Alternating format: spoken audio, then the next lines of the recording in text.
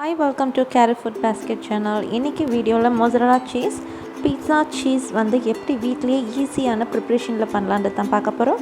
வாங்க வீடியோக்குள்ளே போகலாம். அதுக்கு முன்னாடி நம்ம சேனலை சப்ஸ்கிரைப் பண்ணாதவங்க சப்ஸ்கிரைப் பண்ணிக்கோங்க. கூட ஒரு பெல் ஐக்கான் வரும், கிளிக் பண்ணிவிடுங்க. நம்ம வீடியோ போடும்போது உங்களுக்கு ஒரு நோட்டிஃபிகேஷன்ஸ் வந்துடும். இப்போ பார்த்திங்கன்னா 2 பொருள் தான் நம்ம mozzarella cheese தேவையான ingredients. 4 spoon vinegar, full fat cream, 1/2 litre ஆவில் மில்க். நம்ம ஒரு மில்க் பேனில் வந்து பாலை ஊற்றிடலாம்.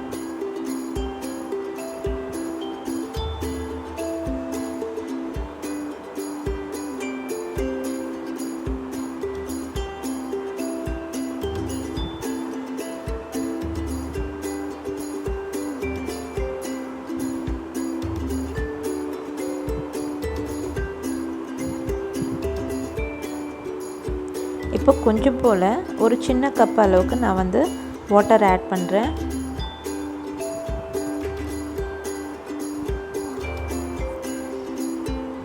இந்த அளவுக்கு போதும்.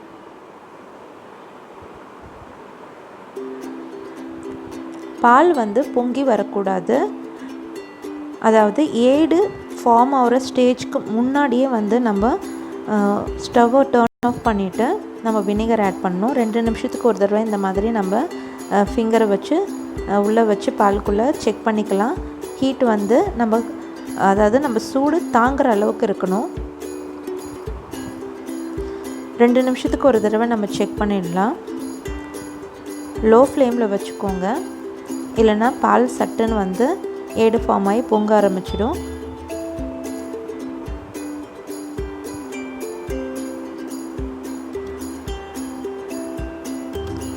இப்போ செக் பண்ணி பார்ப்போம். ஸ்லைட்டாக தான் ஹீட்டாக இருக்குது. இப்போ இன்னும் ஒரு 2 நிமிஷம் போல் இருக்கட்டும்.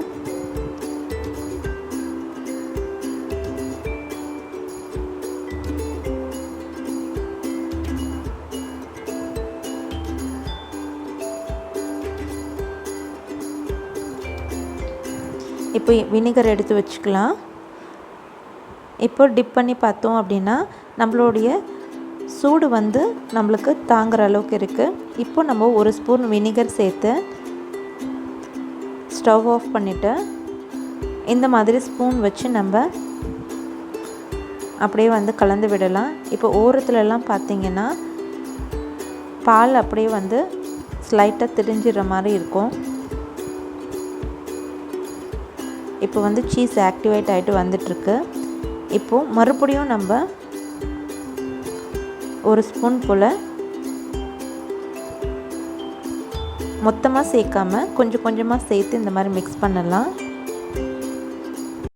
இப்போ ஸ்பூனில் பார்த்திங்கன்னா கொஞ்சம் ஸ்டிக்கினஸில் வந்து நம்மளுக்கு சீஸ் ஆக்டிவேட் ஆகிட்டு வர்றது தெரியும்.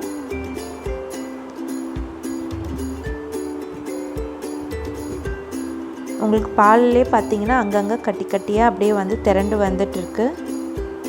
இப்போ மறுபடியும் நம்ம வந்து 1 ஸ்பூன் ஆட் பண்ணிப்போம்.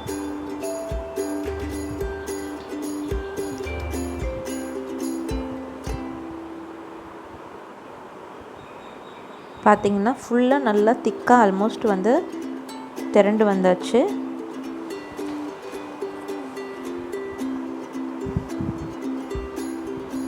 இப்போ மீதி இருக்கிற 1 ஸ்பூனையும் சேர்த்துருவோம்.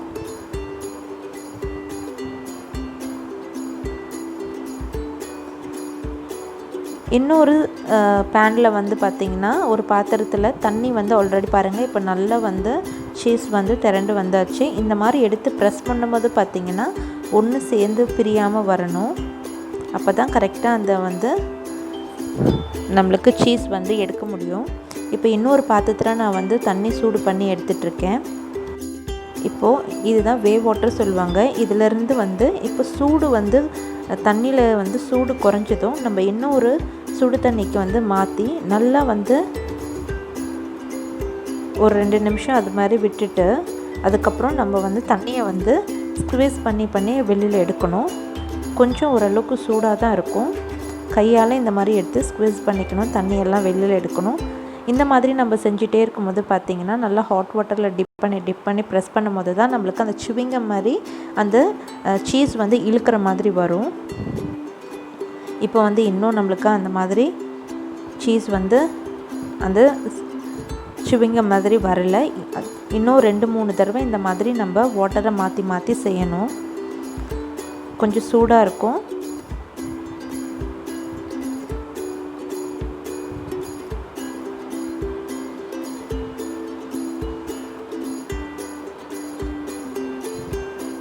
இந்த மாதிரி ஸ்பூனை வச்சு நல்லா ப்ரெஸ் பண்ணி விடணும். இப்போ மறுபடியும் வேவ் வாட்டர்லேயே நான் வந்து போட்டிருக்கேன். நம்ம வினிகர் ஆட் பண்ணோம் இல்லையா, அதே தண்ணியில். இந்த மாதிரி ஃபஸ்ட்டு நம்ம வேவ் வாட்டர்லேருந்து எடுத்து நார்மல் ஹாட் வாட்டரில் போட்டோம். மறுபடியும் வந்து இந்த தண்ணியிலே நம்ம சேர்த்துருக்கோம். இது போல் 2 தடவை நம்ம வந்து தண்ணியை மாற்றி மாற்றி செய்யணும். தண்ணி வந்து சில்லுன்னு ஆகும்பொழுது மறுபடியும் நம்ம வந்து ஒரு ஹாட் வாட்டரில் போட்டு தான் நம்ம வந்து நல்லா இந்த மாதிரி ஸ்குவீஸ் பண்ணி எடுக்கணும்.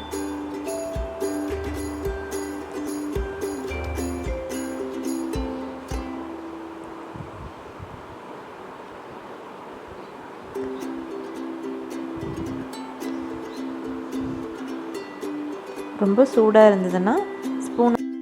இப்போ மறுபடியும் நான் வந்து பேனில் வந்து சுடு தண்ணியிலே எடுத்து போட்டு இந்த மாதிரி நான் ப்ரெஸ் பண்ணிகிட்ருக்கேன்.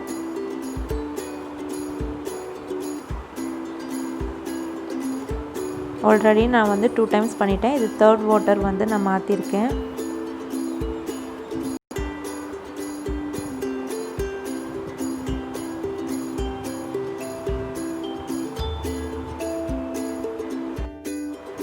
இது வந்து 4th ஸ்டெப். நான் 4வது பேனில் வச்சு சுடு தண்ணியில் டிப் பண்ணி எடுக்கிறேன். தண்ணி சூடாக இருக்கிற வரைக்கும் தான் இந்த மாதிரி டிப் பண்ணி நம்ம தண்ணியை வந்து ஸ்குவீஸ் பண்ணி, அதாவது நல்லா ஃபில்டர் பண்ணி எடுக்கணும். தண்ணி சில்லுன்னு ஆயிடுச்சுன்னா வேறு பேனுக்கு மாற்றி செய்யணும். சுடு தண்ணியில் 4 தடவை செஞ்சால் போதும். நல்லா அழகாக வந்து நம்மளுக்கு mozzarella சீஸ் இந்த மாதிரி நல்லா சிவிங்க மாதிரி எக்ஸ்பெண்ட் ஆகி வரும். நல்லா வாட்டர்லாம் ஸ்குவீஸ் பண்ணி எடுத்துகிட்டு க்ளீன் கவர், ஹைட்ரேட்டட் கவர் அது இல்லை அப்படின்னா இந்த மாதிரி பாலித்தீன் கவர் எல்லா வீட்லேயும் இருக்கும். நம்ம அதில் போட்டு ஒரு பவுலில் வச்சு ஃப்ரீசரில் வைக்கக்கூடாது, ஃப்ரிட்ஜில் 2 மணி நேரம் போல் வச்சிங்கன்னா இந்த மாதிரி நல்லா டைட்டாக வந்து ஷேப்பாக மாறிடும். இப்போ வந்து வீட்லேயே நம்ம 2 இன்க்ரீடியன்ட்ஸ் வச்சு வந்து நம்ம அழகாக வந்து ரொம்ப காஸ்ட்லியான mozzarella சீஸ் வீட்லேயே நம்ம ரெடி பண்ணிட்டோம். சில டைமில் வந்து மார்க்கெட்டில் அவைலபிள் இருக்கும், இருக்காது. ஒரு கொஞ்சம் குவான்டிட்டியே வந்து நம்மளுக்கு கொஞ்சம் காஸ்ட்லியாக இருக்கும் இந்த mozzarella சீஸ். இந்த மாதிரி நம்ம வீட்டிலே செய்யும்போது கெமிக்கல் இல்லாமல் வந்து நம்ம நல்ல ஒரு ஹெல்த்தியான ஒரு mozzarella சீஸ் நம்ம வீட்டிலே ரெடி பண்ணிட்டோம். இந்த மாதிரி நல்ல உதிரியாக வரும். நெக்ஸ்ட் வீடியோவில் பார்த்திங்கன்னா ஓவன் இல்லாமல் வெஜிடபிள் பீஸா வந்து நம்ம எப்படி செய்யலாம், இதே சீஸ் வச்சு நம்ம செய்ய போகிறோம். அந்த வீடியோவை நீங்கள் போய் பாருங்கள். இது வரைக்கும் நம்ம சேனலை வந்து சப்ஸ்கிரைப் பண்ணாதவங்க Keru ஃபுட் பாஸ்கெட் சேனலுக்கு சப்ஸ்கிரைப் பண்ணிக்கோங்க. இப்போ தான் நான் இந்த வீடியோ பார்க்குறோம் அப்படின்னா ஃபஸ்ட் டைம்னால் நீங்களும் வந்து சப்ஸ்கிரைப் பண்ண மறக்காதீங்க. தென் இதில் ஏதாவது டவுட் இருந்ததுன்னா நீங்கள் கீழே கமெண்ட் பாக்ஸில் கமெண்ட் பண்ணுங்கள். நெக்ஸ்ட் வீடியோவில் உங்களை மீட் பண்ணுறேன். அது வரைக்கும் டாடா பை.